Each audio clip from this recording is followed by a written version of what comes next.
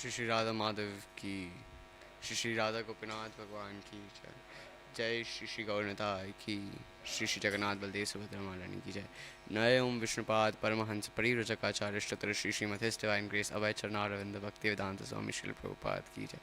ISKCON founder BBT founder आचार्य श्रील प्रभुपाद की जय। ओम Vishnupad Paramhans परिव्रजकाचार्य Shri Shri श्रीमथिस divine grace भक्ति सिद्धांत सरस्वती ठाकुर महाराज प्रभुपाद की। सामवेद भक्त वृंद की, श्री कृष्ण चैतन्य प्रभु नित्यानंद श्री अद्वैत गदाधार श्रीवासदि गौर भक्त वृंद की जय। गंगा माई यमुना माई की जय। जय श्री श्री राधा कृष्ण गोप गोपीनाथ श्याम कुंड राधा कुंड कबीर गोवर्धन की जय। भक्ति देवी तुलसी महारानी की जय। जगत गुरु श्री प्रभुपाद की जय। All glories to assembled devotees, all glories to assembled devotees, all glories to assembled devotees, all glories to Shri Guru and Gauranga, Jagat Guru Shri Prabhupada ki jai.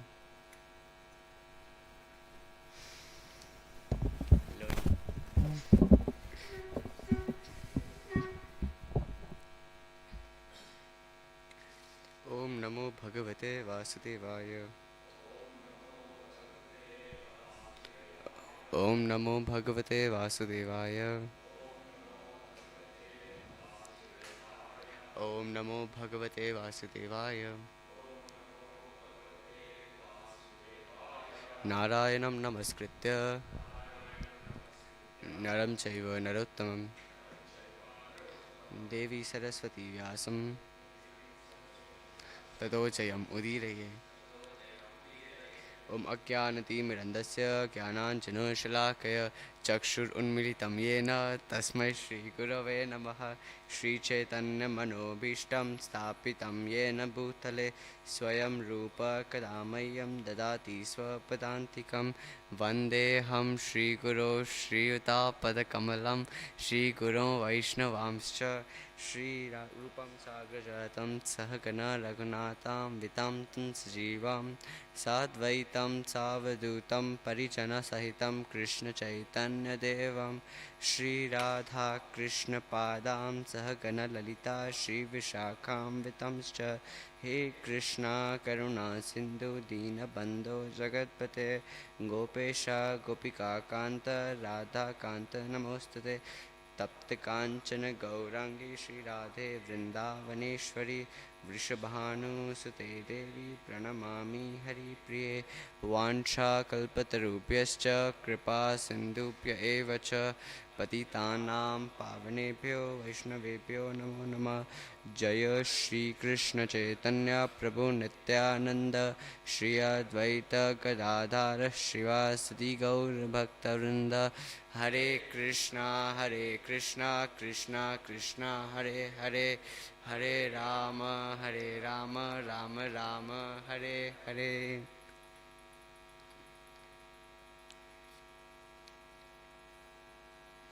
कृणतां सुकथा Krishna पुण्यश्रवण कीर्तन हृदयन्तो हि अभद्राणि विधुनोति सुहृत्सुताम्।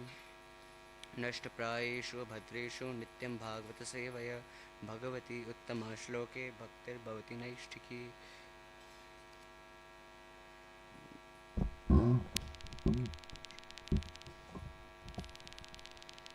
जगिरा समर्ष विपन्या गिरा।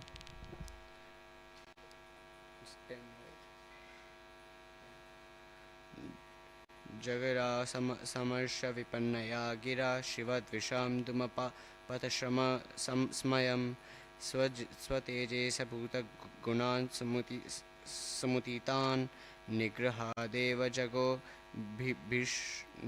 भीष्णुतः। जग्रहा समर्ष विपन्नया गिरा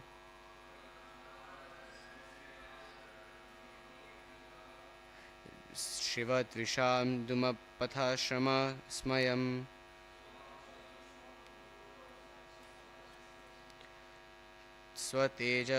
स्वतेजसा भूतगणान् समुदितान् निग्रहादेवी जगतो भीष्णवा।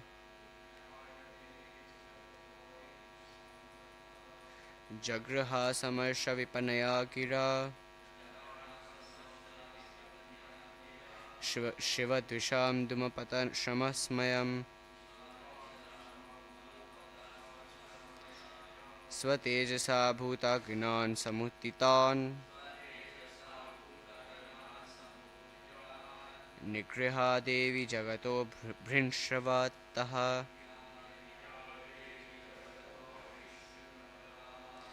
जगरा समर्श विपनया गिरा शिवद्विषां दुमपतशमस्मयम् स्वतेजसा भूताग्नान् समुत्थितान् निग्रदेवी जगतो भिंश्रवतः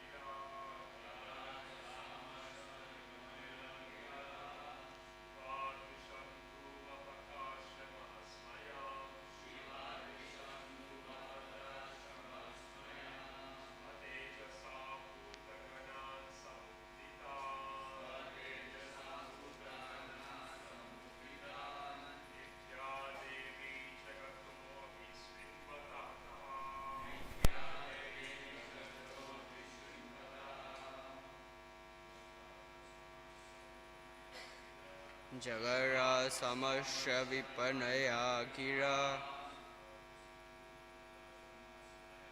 शिवाद्विषां दुम्मपतशमस्मया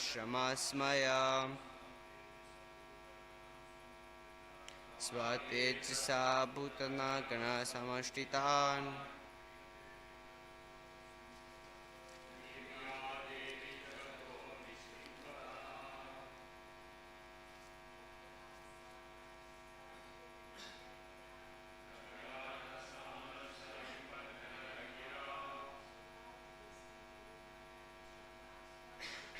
शिवाद्विषां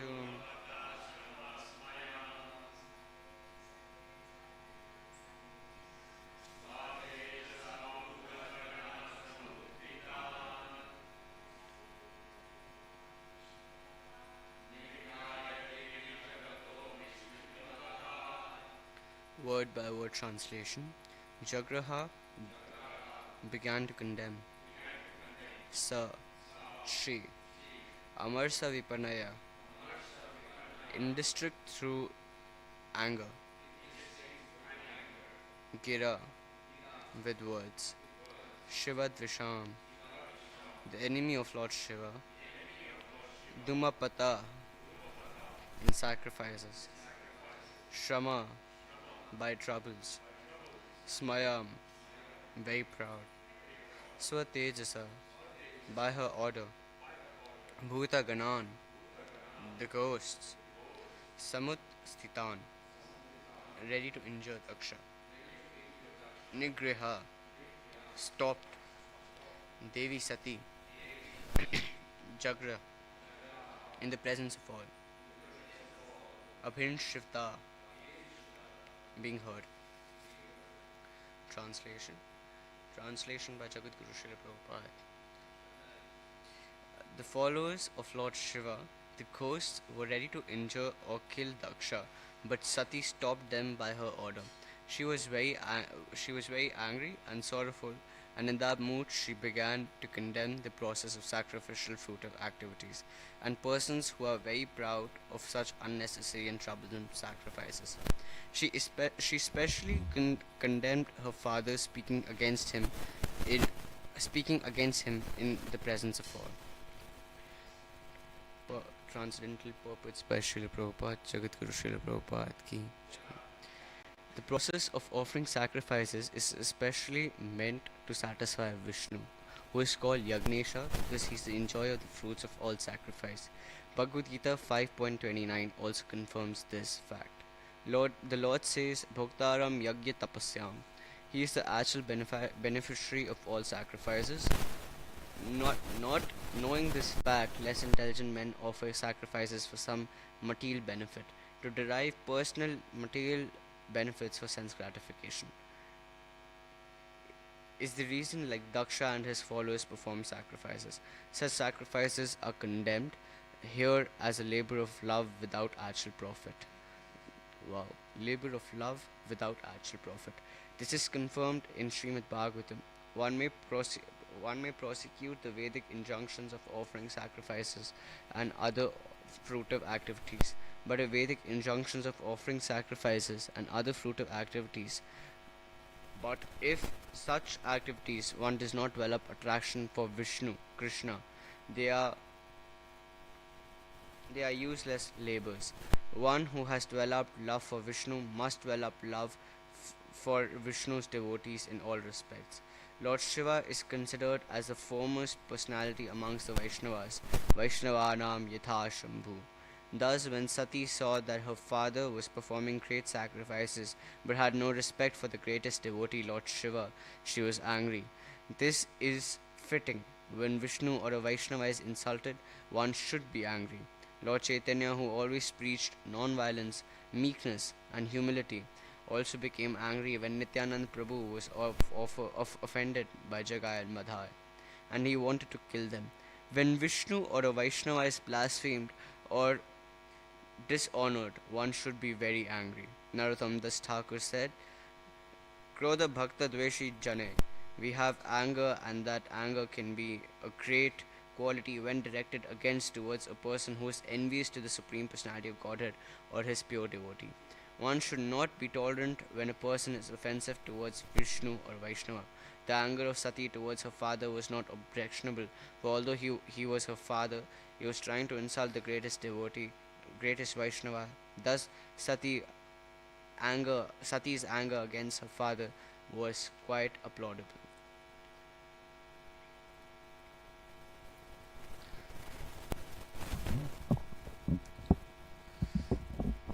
Welcome, I welcome everyone to Shri Radha Gopinath Temple after the most beautiful festival of Nityanand Radashi yesterday. Um, After all that dancing, fasting, feasting, kirtan, today we are discussing. In fact, I'm so happy that in this purport we've got the example of Nityanand Prabhu, where Lord Chaitanya Mahaprabhu is actually showing his transcendental anger towards Jagai and Madhai to to correct them in their Vaishnav etiquettes, and yeah, this it's wonderful to see that how anger can also be used in the service of the Lord. Usually in other um, sects or in other traditions, um, we are said that lust is condemned, anger is condemned. These qualities, which are actually just human nature, because these these are human emotions which are taken consideration in our shastras, and they are said that it is said that they are to be channelized in a certain way. So we will be discussing about that, and we will be discussing. So Sati is condemning the performance of ritualistic sacrifices, and sacrifices, or even Vedic bona fide sacrifices, which are not done for the sole aim to receive or to get love of Godhead. In fact, the sages, the first canto, second um, verse in Srimad Bhagavatam says that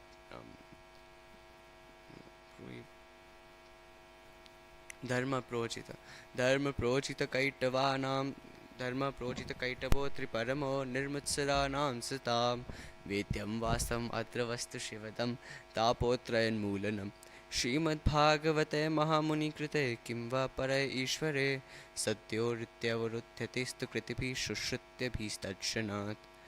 It said that there are a lot of dharmas, dharma projita kaitabo triparama, a lot of different traditions, um, which are which look like spirituality from an external point of view, which talk about for example, animal sacrifices. And a lot of for a very long time we saw that um, animal sacrifices were done to consider to receive the mercy or to receive um, s- boons for sense gratification.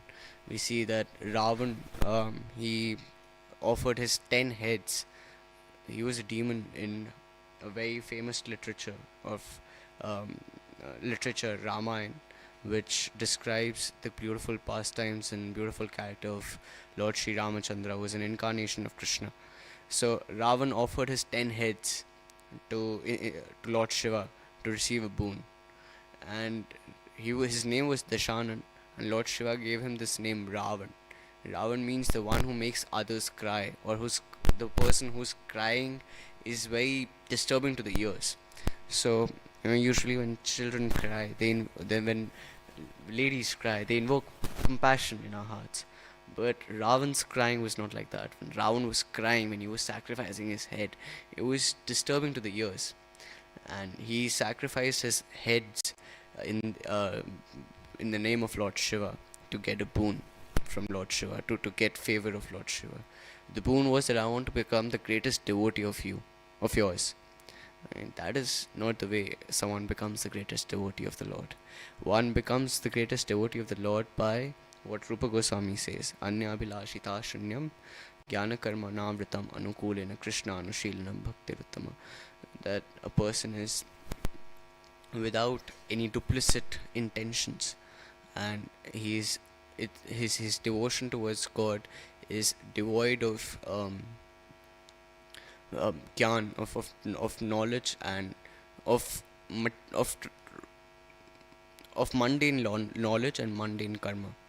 And that devotional service has to be favorable towards the Lord, towards the towards the service of the Lord. And we see that even in Shikshashtakam, Lord Chaitanya Mahaprabhu, in his last verse, he says, Ashrishrava Pataratam Pinashtumam Adarshana Marmahatam Karotua Yata Tatatu Vidato Lampato Mat Prananatustu Sadeva Napara. O Lord, whether you embrace me or whether you crush me by not being present before me, I'll always be your eternal servant, and you will always be my eternal master. So we see this is the mood of devotion, that you don't force the Lord to appear in front of you the way Ravan was trying to by offering his 10 heads. It was the mood is that you surrender towards the Lord, and you say you think that Avashya Rakshape Krishna, that Krishna will all. If Krishna has promised that Ye Yathamam Prapadyante Tam Stayo Bhajamyam, he says that I reciprocate with the intensity the devotee comes to me, devotee offers his devotional service to me. In fact, the Lord reciprocates more than we actually deserve.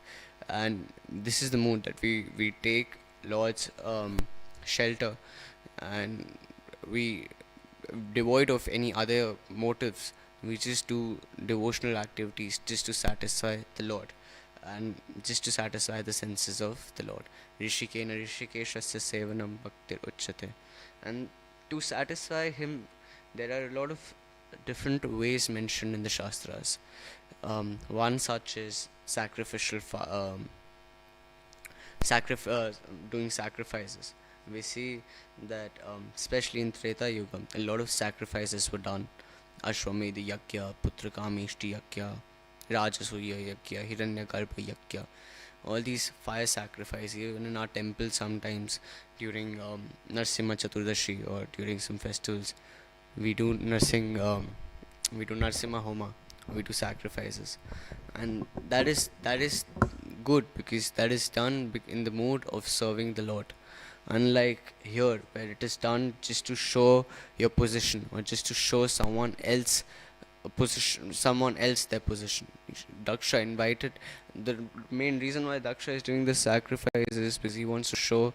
He purposefully doesn't want to invite his son-in-law and his daughter-in-law, and he wants to show them that I was not respected when the sacrifice happened in the Swarga, and now I'm conducting the sacrifice and I'm not inviting you. that is just satisfying one's own ego, and that is not satisfying the senses of the Lord. That's not Rishikena Rishikesha Sevanam Bhakti Ruchata. So coming back to this verse in Srimad Bhagavatam, a lot of different ways of approaching God, which externally seems like spirituality, which brings you close to the love of Godhead, is not really, but it's not really getting you close to God. That is why it's called Kaitava Dharma. It seems as if it's Dharma, but it's not Dharma, it's false religion. Any activity we do, in fact any bona fide activity we do, but if we are doing it in, for example, Daksha, what he's doing is actually bona fide. Sacrifices are mentioned in the scriptures, and but the intention behind is what matters. In fact, there's a very beautiful quote by His Holiness Radhanath Swami. He says that the prayers are just an envelope, but what the intention is actually the message. The envelope might be very beautiful, but if the message inside is blank, it just doesn't make any sense. So the intention behind any austerity done is actually what counts the most, what matters the most. So there are a lot of other shlokas in Srimad Bhagavatam, especially Canto 1, where the sages of at Naimisharanya are actually talking about are asking Sutta Goswami that what is the best way to realize that love of Godhead. The shloka is Bruhini Bruhi Karmani Shrotavyani Vibhagasa Atasado Trayatsaram Samudritya Munishya Bruhi Bhadraya Bhutanam Yenayatma Suprasiddhati.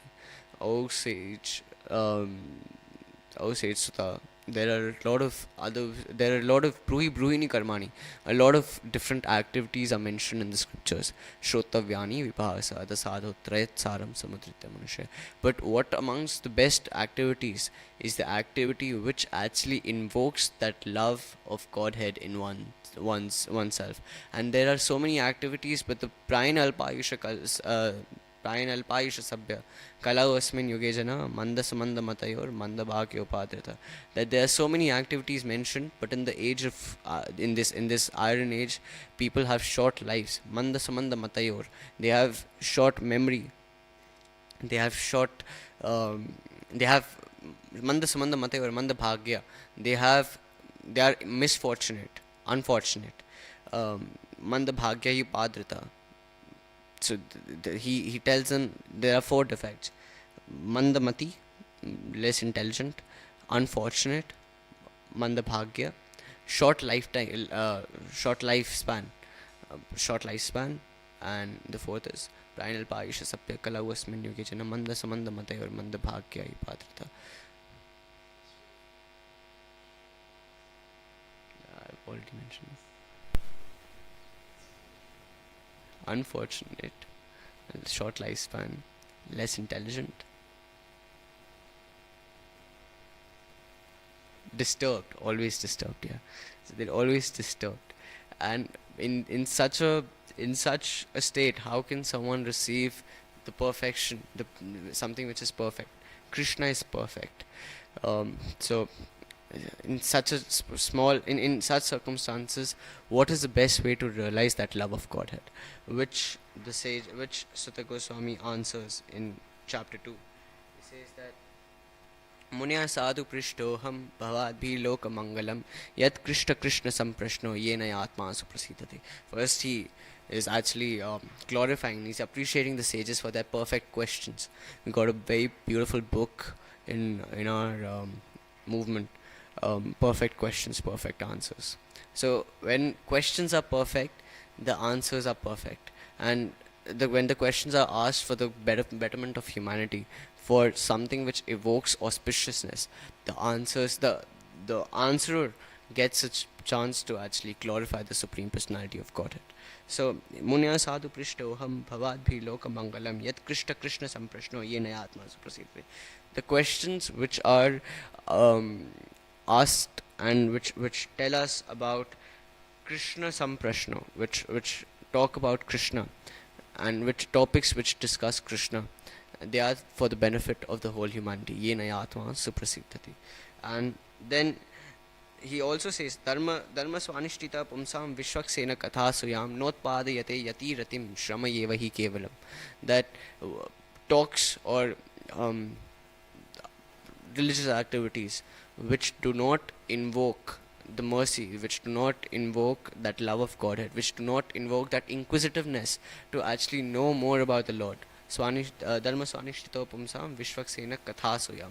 Vishwaksena Kathasoyam means um, which does not promote someone to, which doesn't encourage someone to dive deep into the pastimes of the Supreme Lord.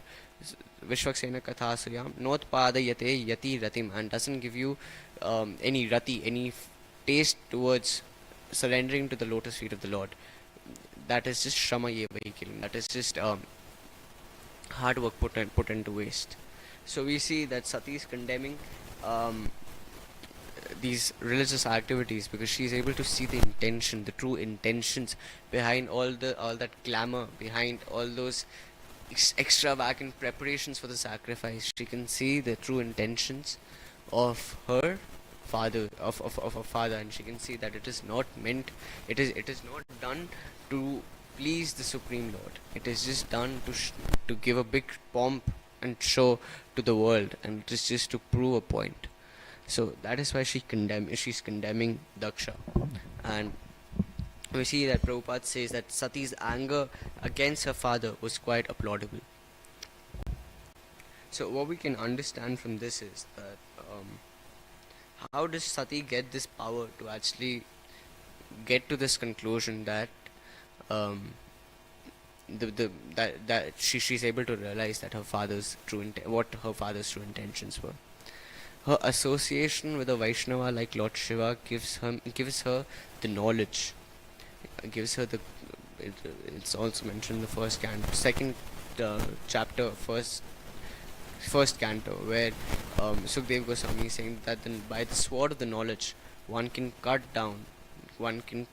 the existence, the material existence, the ocean, the web of material existence. So, by the association of a pure devotee like Lord Shiva, Sati is getting this intelligence. Sati is receiving this um, potency by which this knowledge that she can realize, she can see that what a person's true intentions are. Again, coming back to Ramayana, we see that Lord Hanuman, he was he Hanuman Chalisa, they say Ashtasiddhi Navanidhi ke data Aswaratina Janaki Mata, that he was very intelligent. He had the eight mystical potencies. In fact, are you briefed with the basic story of Ramayana?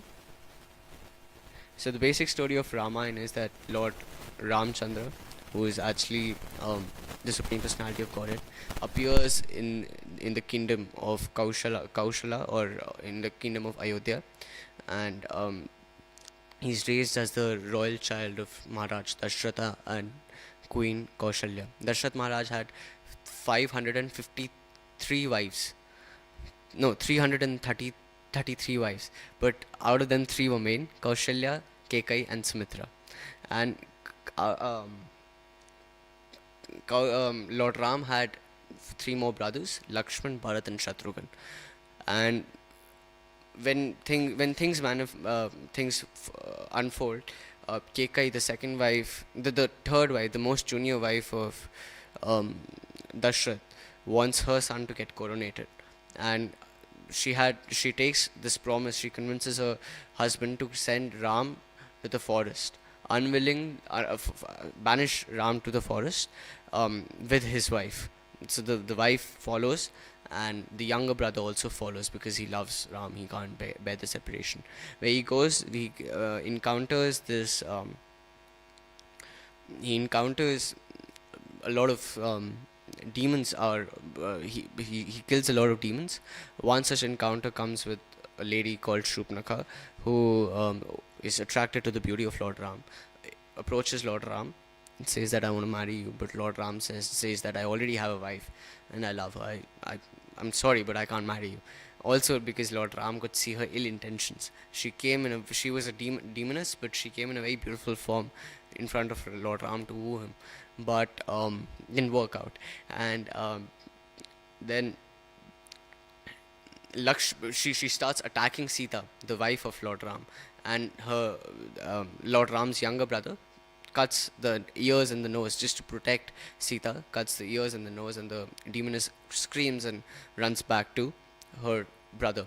Where when we the brother where he she narrates, because the brother is also a demon and he's very lusty. This is the Ravan we were talking about.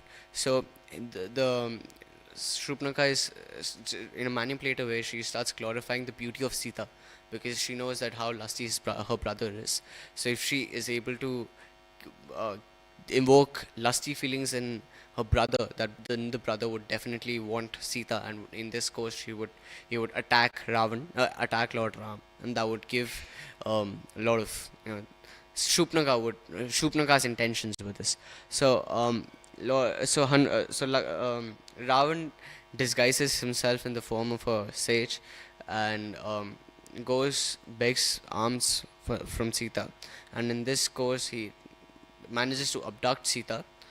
I'm um, I'm just summarizing the whole Ramayana, which is like way more voluminous than these books. It's like cantos of Ramayana.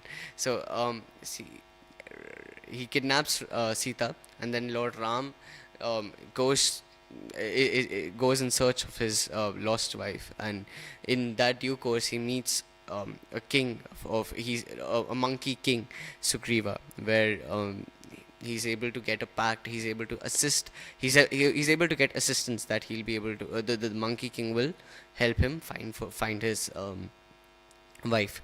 Now this was what I was talking about. That when he meets Sugriva, actually Sugriva is a very insecure person in Ramayana, because he was banished. He was also banished from the kingdom by Vali. Vali and Sugriva were two cousins. Were real brothers, and the pastime is that once Vali had to fight a demon, and they fought. They fought inside the cave. Vali told Sugriv that if for 15 days you don't hear anything, any sounds from the cave, or if you don't see me coming out, you think that I'm dead. What you do is you close the mouth of the cave so that the demon is not able to come out of the cave. So Sugriv listens. Sugriv waits for 15 days, and after that he sees a stream of blood coming, and he doesn't hear his brother's noise anymore, and he assumes that his brother might be dead, and he closes the mouth of the cave, and thinks that now, in absence of my brother, I'll have to unwillingly, I'll have to take the position. I'll have to coronate myself, and I'll have to be the king. He did not have the intentions to be the king, but he thought that in the absence of the king, I'm the next heir to the throne, and have to be the king. After story progresses, Sugriv, Vali, his brother, comes back, and he misinterprets the situation, and he thinks that Sugriv wanted to become the king. That is why he closed the mouth of the cave, and that is why he wanted me dead, and he's ruling as the king, and taking this to be an offense, he dethrones him. He takes his wife and he banishes him from the um, from the kingdom Kishkinda. When Sugriv is banished, and Vali is so angry at him that Vali just wants to kill Sugriv. But Vali's got this curse that there's one mountain, Rishimukha mountain, where if where Vali cannot come in that premises, and Sugriv knows, because Vali wants to kill Sugriv. So Sugriv runs to Rishimukh mountain, where he knows that Vali won't be able to chase him, and in this place he's always very insecure that Vali might send someone to kill me. Vali might do do ways like Vali might have ways to attack me, and in this way he once sees two very young, handsome, beautiful men, one greenish, bluish, black complexion, and one whitish complexion uh, man with a bow and an arrow and a quiver, and he thinks that, oh, maybe Vali has sent them to kill me. They were actually Ram and Lakshman, the Supreme Lord. Yesterday we celebrated Nityananda Trayodashi.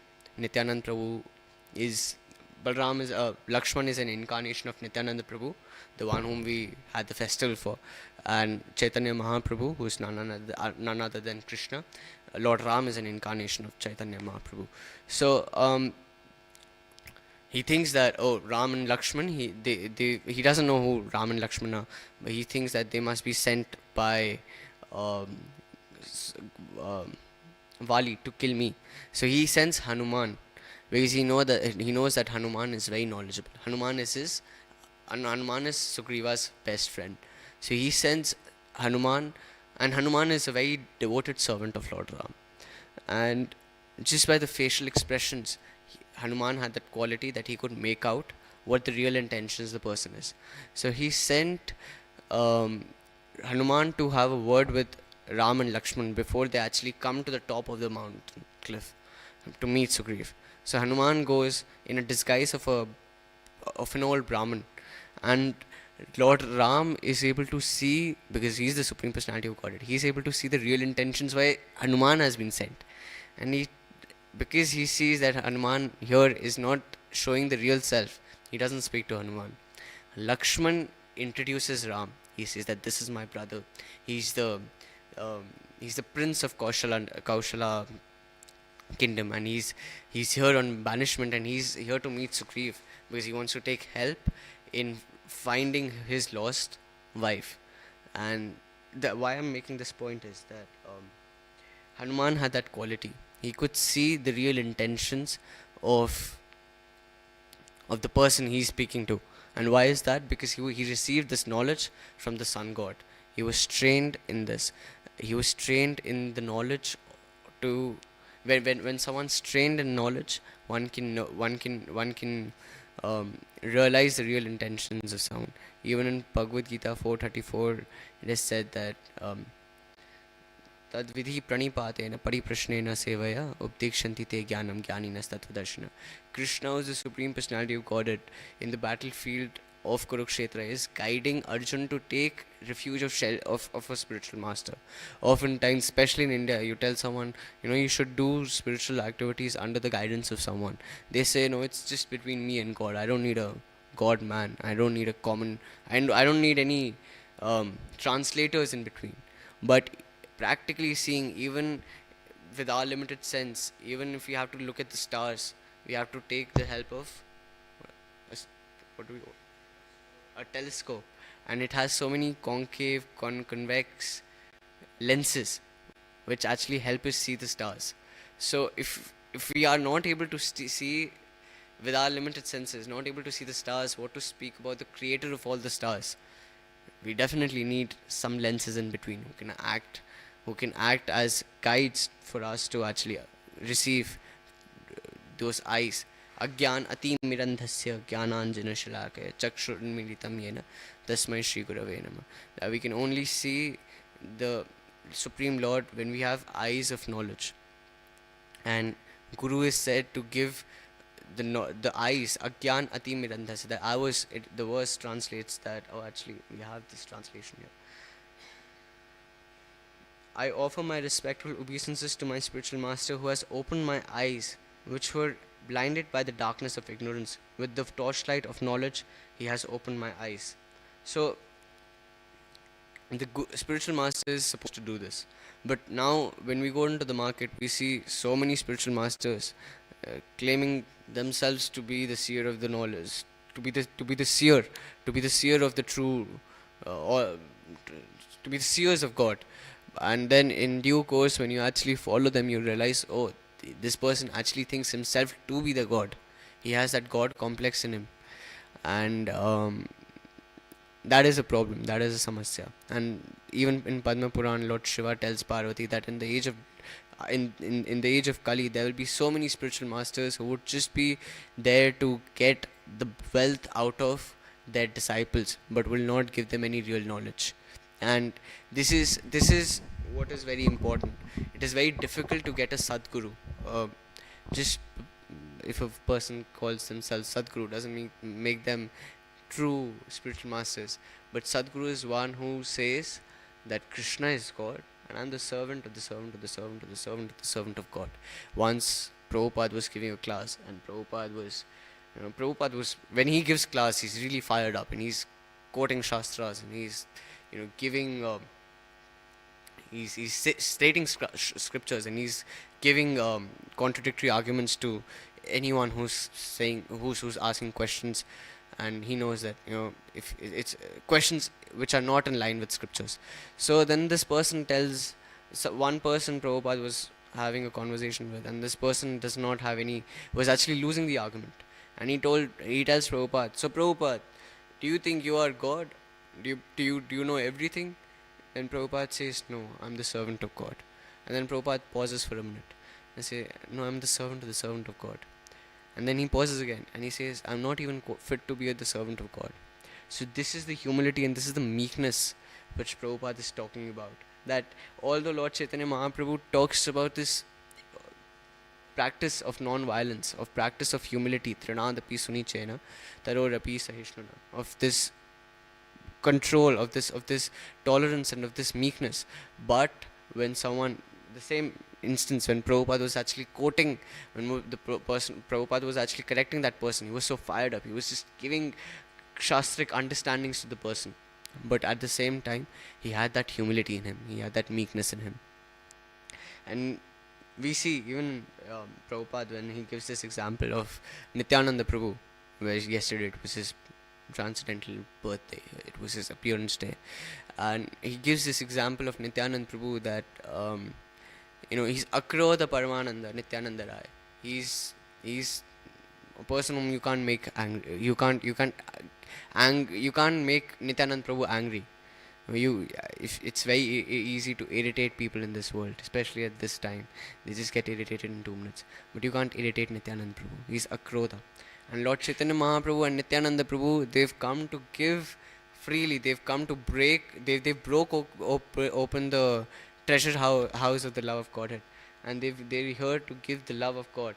But when Jagai and Madai, when Madai attacks Lord Nityananda Prabhu, Lord Chaitanya Mahaprabhu, that same magnanimous, merciful Chaitanya Mahaprabhu, who is so giving, who is so merciful, gets angry. He's furious at Madhai and he invokes, he says, Chakra, Chakra, Chakra. He invokes his Sudarshan Chakra. He wants to just chop the head off of Madhai, who has just hurt a Vaishnava. But then Nityananda Prabhu begs at the feet of Chaitanya Mahaprabhu. He says, "Oh Lord, if you've come in this, if you kill him, you might as well kill everyone in the age of Kali Yuga, because everyone are like Jagai and Madhai. We all are like Jagai and Madhai, just small ones." So if we had, in fact, if we were Jagai and Madhai of that caliber, we still would have had hope, because Lord Chaitanya Mahaprabhu and Nityananda Prabhu would come and they would deliver us. So neither are we there, nor are we there. Neither are we pure devotees, nor are we pure demons. We are somewhere lying somewhere in the middle.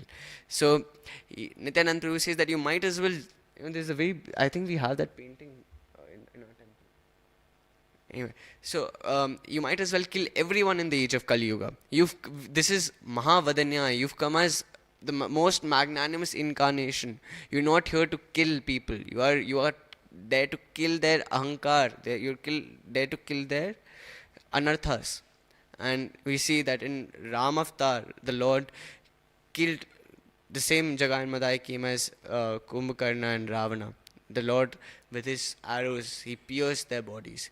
In Krishna Avatar, as Dantavakra and Shishupal, Lord killed them. In Satyayug, Hiranyaksha and Hiranyakashipu, Lord tore apart Hiranyakashipu's abdomen. But in Kali Yuga, the Lord did not kill him. Lord did not kill them. The Lord killed their propensities, their sinful propensities, and gave them love of Godhead, and gave them the name Jagadananda, Madhavananda, and infused them in congregational chanting of Harinam Sankirtan. Yesterday we were dancing like crazy men in experiencing, celebrating the appearance day of Lord Nityananda Prabhu. Jagadananda and Madhavananda were dancing more crazily than us when they were in the association of devotees, and they were dancing, experiencing that love of God. They were there. They were experiencing that prema, and this is what we understand. In fact, because we have time, I have one more pastime of Nityanand Prabhu which I just heard yesterday, and it has some relation with Ramayana.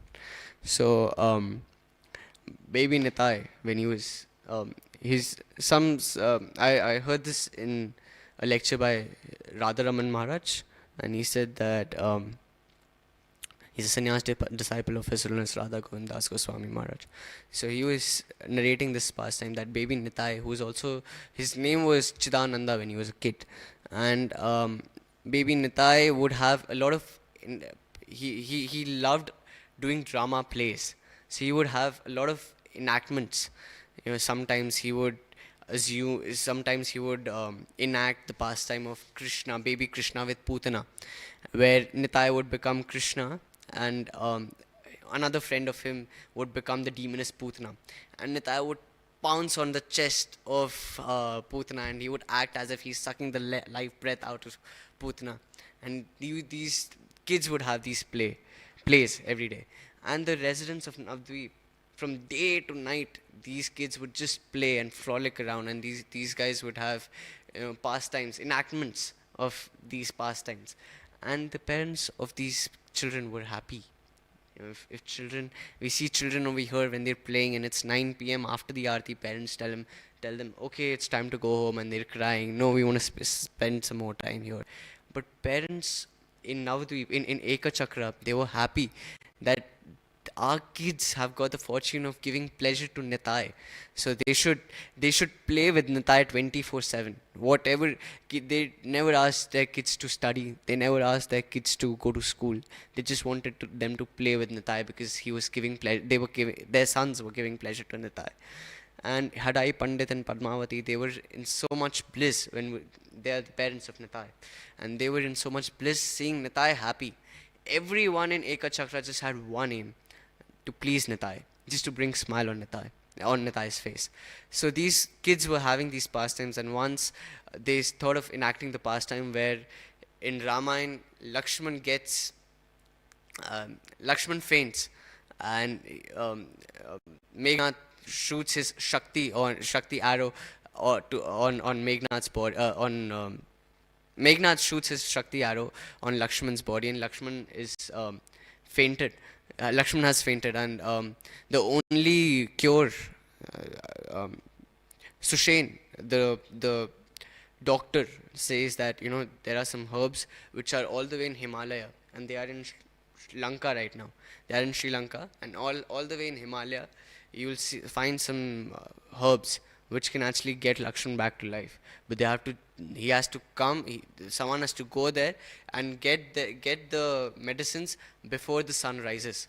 So Hanuman, being the servant, the topmost, the example of Dasya, he gets Sanjeevani from Himalaya just to revive Lakshman. And that pastime is enacted by Nityanand Prabhu and his associates now. So his friends, Nityanand Prabhu becomes Balram, and he actually is also the script writer. So he tells him that when I'll faint, someone will have to go. No need to going to Himalaya. Just go to that nearest rock, get some grind some leaves, make some herbs, feed me, and I'll come back to life. So the whole script is written, everything is done. Now kids enact. So they are doing this pastime.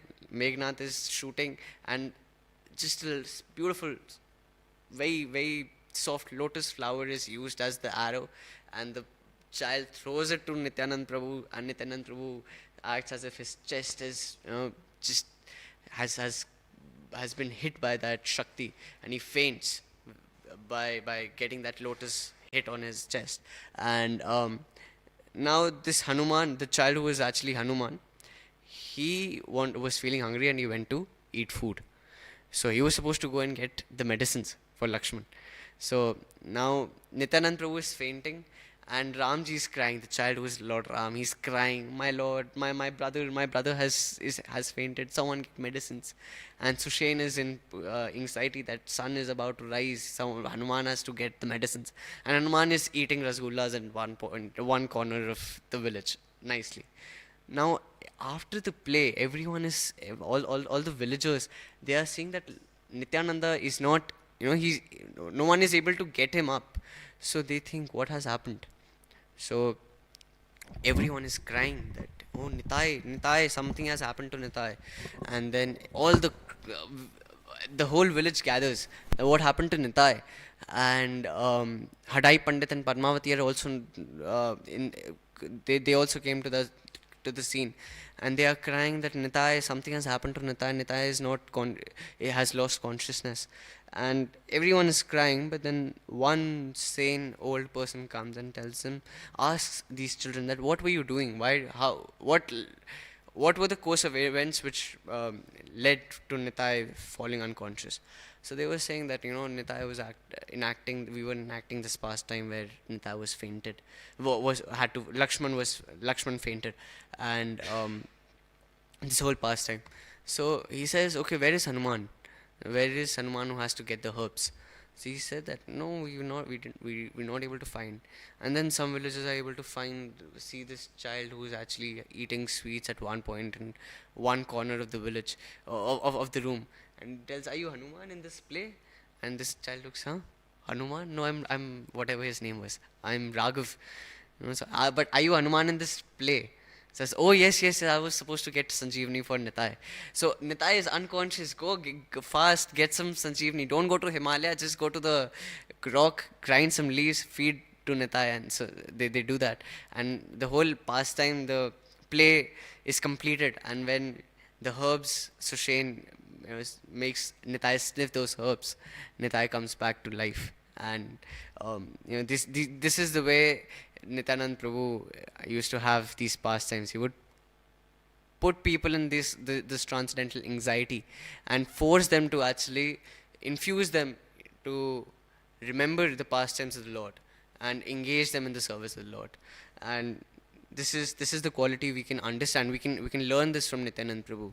Jare dekho tare kao Krishna Upadesh. That whoever we see, whoever we associate with, we should behave in such a way that we remind them of Krishna. We should talk in such a way that we are able to make them more favorable towards spirituality, towards Krishna consciousness. By our association, by our dealings, they should know that here is someone who loves God. Here is someone who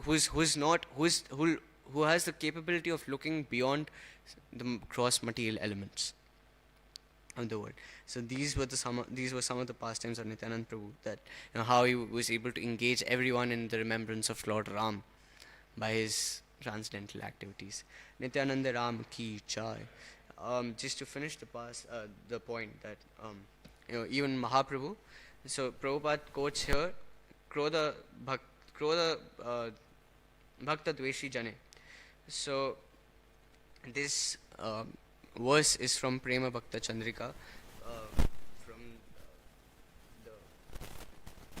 from the song Anya Abhilashita Chhari, and the verse goes as Anya Abhilashita Chhari Prema Bhakti Chandrika. This is by Krishna Seva Kamarpane Krodha Bhakta Dveshi Jane Lobha Sadhu Sange Hari Katha Mahishtu Labha Vine Mad Krishna Gunagane Niyukta Karibe Yatha Tatha.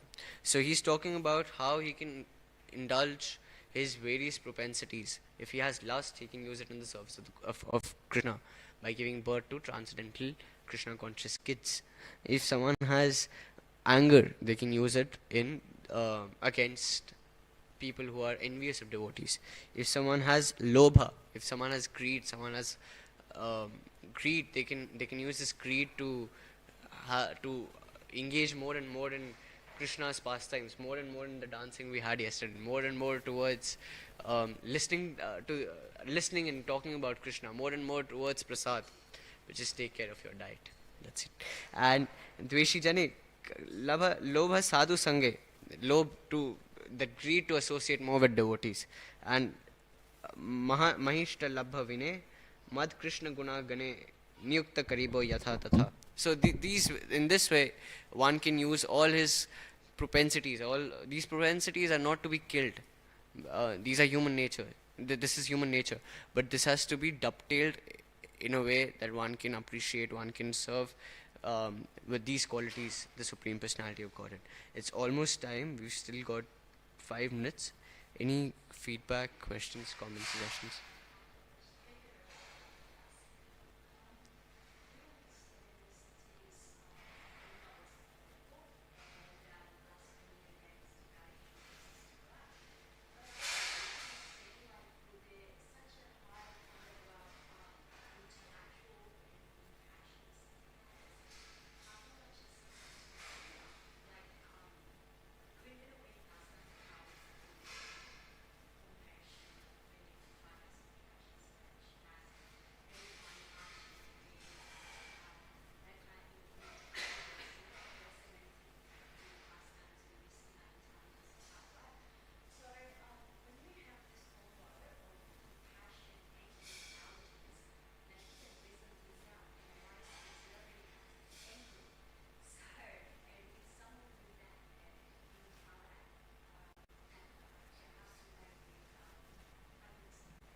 One can be angry towards someone in compassion.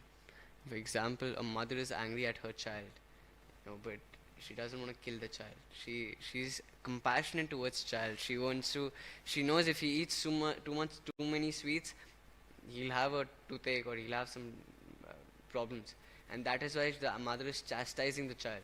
But is that because the mother is angry at the child, or is it because the mother really cares for the child and she understands that my anger over here will lead to the betterment of the child? So, although we see that compassion and anger, they are two very different qualities, but if someone can be compassionate towards, angry towards someone in the mood of compassion, uh, yeah, one when we say that we don't have, we have to be angry at someone, we don't have to burn bridges with them. We don't have to say, oh, this person has offended Vaishnavas, now this person doesn't exist for me. We have to have that compassion that, if he is actually offending Vaishnavas, this would actually lead to very serious karmic repercussions. And in that compassion, we have to show that anger to prevent that person from further blaspheming the Vaishnava further.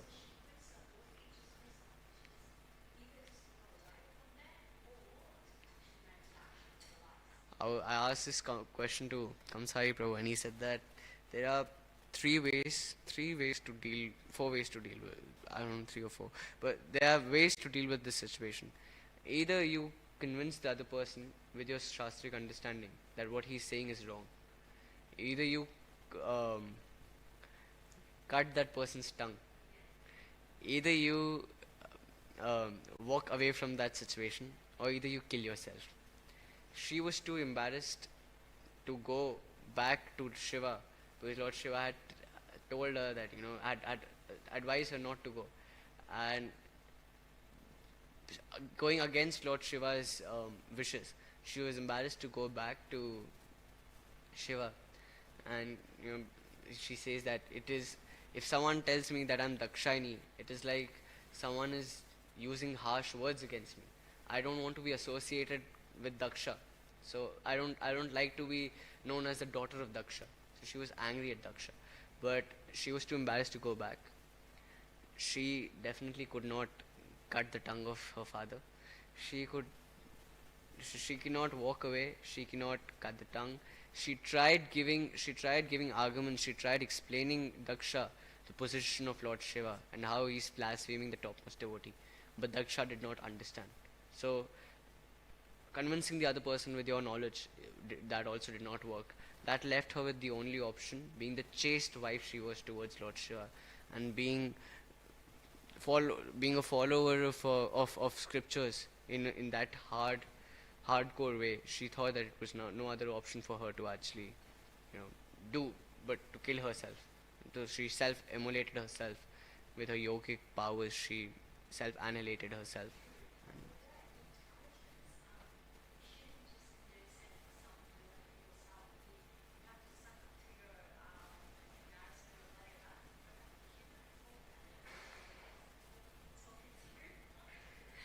So for Vaishnavas, like Sati is setting an extreme example for us, But obviously, if we encounter such situations, we should just not go to the Bondi beach and commit suicide. We should actually, we should be practical in our ways of understanding the scriptures. That these are great personalities. Sati is no ordinary being. Lord Shiva is the supreme personality, and Sati is his wife. So these, and she had yogic powers. We don't have yogic powers. We can't self-emulate ourselves. So in that situation, we have to be practical. We see that if a person is not favorable to understanding what we are saying, for for us to prevent that person to further blaspheme devotees, we should just simply avoid those interactions, so that this way we are not able to have our consciousness go down the road, and nor are we and at the same time we are preventing him from further blaspheming the devotees. So Sati is giving an example, but we can interpret and we can take practical lessons from it, that from such situations we should avoid, because a lot of people. Yeah, sure.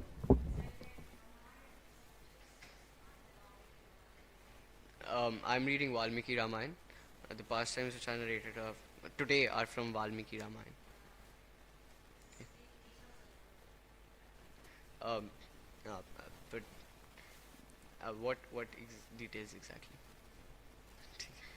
Okay, so that's what I heard from. I'm hearing Ramayana from Radhanath Swami Maharaj. I hear Ramayana from, yeah, right. So any okay. So yeah, so taking practical lessons from scriptures is very important. Seeing what suits the best the situation, we should act in that way. Any other questions, comments, or suggestions? Yes, Prabhuji. Thank you so much for asking.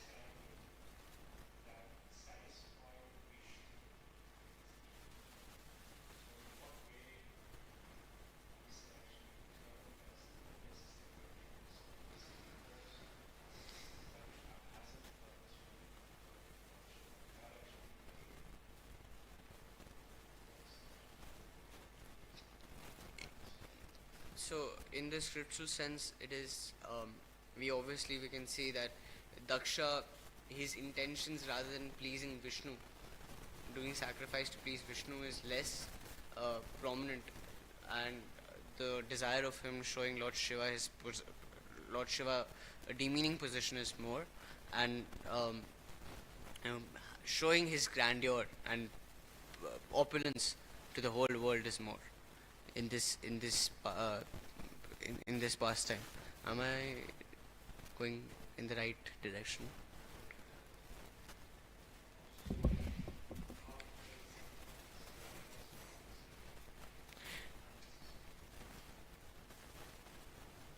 We can simply understand that anything which we do, we have any other purpose except pleasing Krishna, that makes the sacrifice unnecessary. Even, and that is what we see, in Kali Yuga, Ashwamedam Gavalambam Sannyasam Palapaitrikam Devarinna Pitro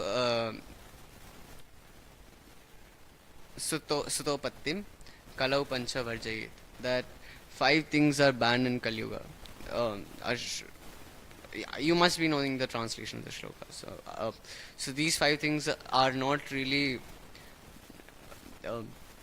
encouraging us to actually surrender to Krishna. That's what even Bhagavatam, I quoted the verse that Dharmaswanishito Pumsam Vishwaksena Kathasoyam Notpadayate Yati Ratim Shramayevai Kevalam. Anything which does not encourage us to develop that Ratim, Notpadayate Yati Ratim Shramayevai Kevalam. That is just unnecessary. So Daksha, if he later we see that when he got the head of the goat, he developed that humility.